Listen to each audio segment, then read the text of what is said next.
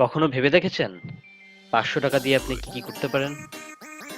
ভালো কোনো রেস্টুরেন্টে গিয়ে আপনি একবেলা খেতে পারেন, স্টার সিনেপ্লেক্সে গিয়ে পপকর্ন নিয়ে একটি মুভি দেখতে পারেন, প্রেমিকার সাথে একবেলা ডেটিং মারতে পারেন, নিউ মার্কেট থেকে একটা শার্ট কিনতে পারেন।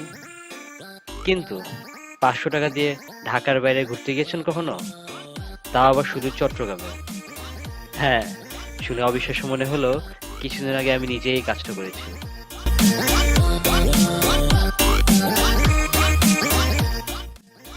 কি এখনো বিশ্বাস হলো না?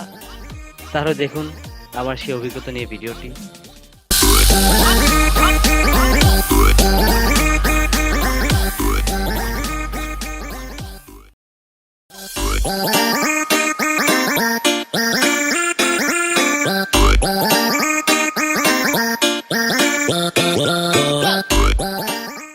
শুধুমাত্র ৫০০ টাকা নিয়ে বাসা থেকে বের হচ্ছি চট্টগ্রামের উদ্দেশ্যে। এই ৫০০ টাকা দিয়ে কালকে আমি পাহাড়, ঝর্ণা, সমুদ্র সব দেখে আবার ঢাকায় আদৌ ব্যাক করতে পারবো নাকি আমি জানি না। দেখা যাক কি হয়। রাত ৯টা বাজে। বাসা থেকে বের হয়ে আমি সরাসরি কমলাপুর রেল স্টেশনে চলে যাই। বাস ভাড়া ২০ টাকা। ট্রেন মোটামুটি প্রতিদিন ১০টা ৩০ থেকে ১১টার মধ্যেই ছাড়ে। ট্রেনের টিকিট মাত্র ৯০ টাকা। মনে রাখবেন, এটা কিন্তু লোকাল ট্রেন। ট্রেন স্টেশনে আসার পরপরই অযথা সময় নষ্ট না করে ট্রেনে উঠে পড়ুন। ভাগ্য ভালো থাকলে সিট পাবেন, রাতে একটা ভালো ঘুম দিতে পারবেন।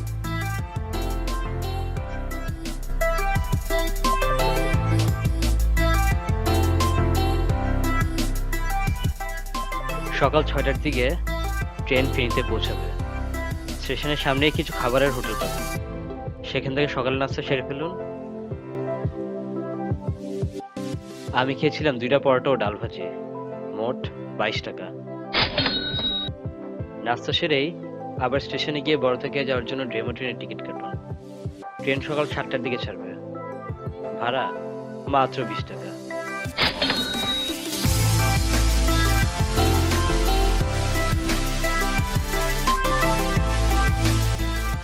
আধা ঘন্টার মধ্যে আপনি বড়দোয়া খেয়ে পৌঁছে যাবেন। রেল লাইন ধরে কিছুক্ষণ উল্টো পথে হাঁটলেই খৈয়াছড়া যাওয়ার রাস্তা পেয়ে যাবেন। যাত্রা শুরু করুন খৈয়াছড়ার উদ্দেশ্যে। ও ওয়েট, ট্রেকিং এ যে যাচ্ছি লাঠি নিতে তো ভুলে গেলাম। বাঁশের লাঠির মূল্য মাত্র ১০ টাকা। এবার হাঁটা শুরু করুন। খৈয়াছড়া ঝর্ণায় যেতে বড় জোর ৩০-৪০ মিনিট লাগবে, তবে গাইড লাগবে না। ভয়ের কিছু নেই, এখানে প্রতিদিন এত মানুষ আছে যে ঝর্ণায় যাওয়ার পথ আপনি নিজেই খুব সহজে বুঝতে পারবেন। ও মনে রাখবেন, ঝর্ণার আশেপাশে বা ঝর্ণায় যাওয়ার সময় শুকনো খাবারের প্যাকেট বা বোতল ফেলা থেকে বিরত থাকবেন। এসব আবর্জনা পড়া দেখলে নিজের সাথে নিয়ে আসার চেষ্টা করুন। আসলে আমাদের দেশের প্রকৃতি রক্ষার দায়িত্ব তো আমাদেরই, তাই না?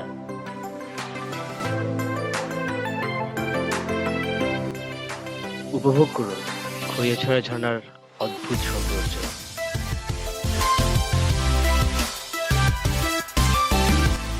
বাংলাদেশের একমাত্র ৯ ধাপ বিশিষ্ট ঝর্ণা হচ্ছে খৈয়াছড়া। সবগুলো ধাপ ঘুরে আসতে আপনার মোটামুটি ১ থেকে ২ ঘন্টা সময় লাগবে। কি অনেক তো উপভোগ করলেন ঝর্ণার সৌন্দর্য, এবার যে ফেরার পালা। ঝর্ণা দেখার সময় যে কোনো খাবারের হোটেলে আপনি দুপুরের খাবার খেয়ে নিন। আমি খেয়েছিলাম ভাত আনলিমিটেড ২০ টাকা, ব্রয়লার মুরগি ৫০ টাকা, আর ডাল ফ্রি, মোট ৭০ টাকা। এবার বাঁশবাড়ির উদ্দেশ্যে রওনা দেওয়া যাক। হেঁটে হেঁটে মেন রোড পর্যন্ত গেলেই চট্টগ্রামগামী লোকাল বাস পাবেন। হেল্পারকে বললেই আপনাকে বাঁশবাড়িয়া বাজারে নামিয়ে দিবে। ভাড়া নেবে মাত্র ২০ টাকা। বাঁশবাড়িয়া বাজার থেকে সমুদ্র সৈকতে যাওয়ার জন্য অনেক সিএনজি পাবেন। ভাড়া প্রতিজন ২০ টাকা। সিএনজি আপনাকে সোজা সমুদ্রের সামনে নামিয়ে দেবে। এই হলো বাঁশবাড়িয়া সমুদ্র সৈকত।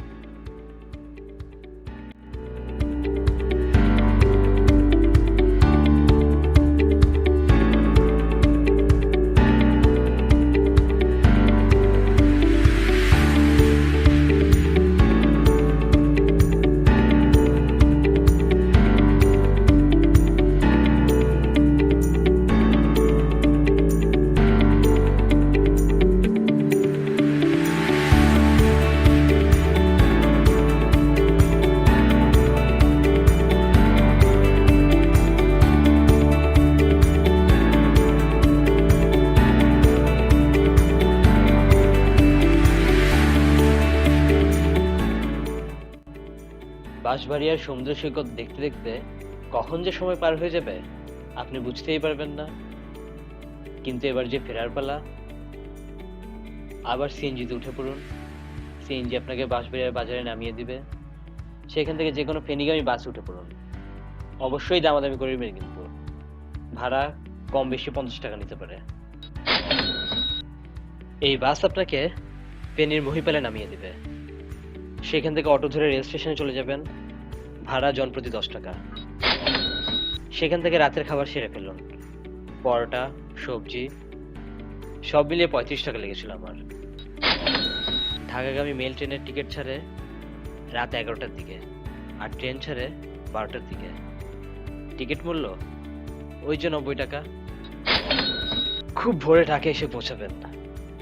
কমলাপুর থেকে আমার বাসায় আসার বাসের টিকিট মূল্য 20 টাকা।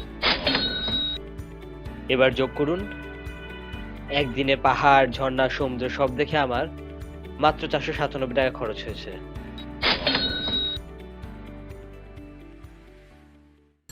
শুধুমাত্র 3 টাকা নিয়ে বাসায় ফিরেছি। আমরা এই ট্রিপের মেইন উদ্দেশ্য ছিল প্রমাণ করা, আপনার যদি ঘোরাঘুরি করার প্রচন্ড ইচ্ছা থাকে সেক্ষেত্রে টাকা কখনই কোনো বড় বাধা হয়ে দাঁড়ায় না। আপনার ঘোরাঘুরি করার ইচ্ছা থেকেই আপনাকে যে কোনো জায়গায় নিয়ে যাওয়ার জন্য যথেষ্ট। আমার মনে হয় আমি সেটা প্রমাণ করতে পেরেছি।